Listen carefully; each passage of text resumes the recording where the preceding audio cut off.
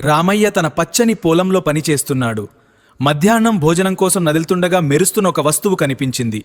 అది ఒక అద్భుతమైన గొడ్డలి. పొరపాటున ఆ గొడ్డలి ఒక రాయికి తగలగానే ఆ రాయి బంగారంగా మారుతుంది. రామయ్య ఆశ్చర్యపోయి దానిని తన ఇంటికి జాగ్రత్తగా తీసుకెళ్తాడు.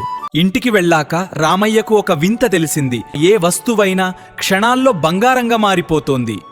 రామయ్య తన ఇంట్లోని పాత పాత్రలను బంగారాంచి సంతోషపడ్డాడు. కాని అదే సమయంలో రామయ్య స్నేహితుడు సోము కిటికీలోంచి ఇదంతా గమనించాడు. సోము చాలా స్వార్థపరుడు. నేను ఈ గొడ్డలి నా దగ్గర ఉంటోనే అని దురాశతో ప్లాన్ వేశాడు. ఆ రాత్రి అందరూ నిద్రపోయాక సోము మెల్లగా రామయ్య ఇంట్లోకి దూరి గొడ్డలి చేతికి అందగానే సోము వెనక్కి తిరిగి చూడకుండా అడవిలోకి పరుగెత్తాడు. చీకటి అడవి, భయంకరమైన జంతువుల అరుపులు వినిపిస్తున్నా సోము ఆగలేదు. గొడ్డలి ఇస్తున్న వెలుగులో పరుగెత్తుతూ ఒక ఎత్తైన కొండపైకి చేరుకున్నాడు. ఇక ఈ గొడ్డలి నాది, నేను కోటీశ్వరుడినియా అని పిచ్చితో నవ్వుకోసాగాడు.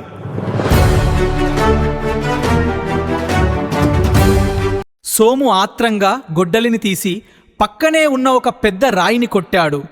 కాని ఏమైంది? ఆ రాయి బంగారం అవ్వకపోగా ఒక్కసారిగా నల్లగా మారిపోయింది. మరుక్షణమే అది ఒక బరువైన రాయిలా మారి సోము చేతిని బిగించేసింది. అది చూసి సోము గజగజ వణికిపోయాడు. మాయా గొడ్డలి అత్యాశపరుల చేతిలో మట్టిగా మారిపోతుందని సోముకు తెలియదు. తెల్లారేసరికి రామయ్య గ్రామ పెద్దలతో కలిసి అక్కడి వచ్చాడు. సోము తన తప్పు తెలుసుకుని రామయ్య కాళ్లపై పడి ఏడ్చాడు. దయగల్ల రామయ్య సోమును క్షమించాడు. అత్యాశ ఎప్పుడూ వినాశనాన్ని దారితీస్తుంది సోము. కష్టాన్ని నమ్ముకున్న రోజే మనకి నిజమైన సంపద దొరుకుతుందని హితవు చెప్పాడు. అప్పటి నుండి సోము తన చెడు బుద్ధిని వదిలేసి రామయ్యతో కలిసి కష్టపడి పనిచేస్తూ సంతోషంగా జీవించాడు.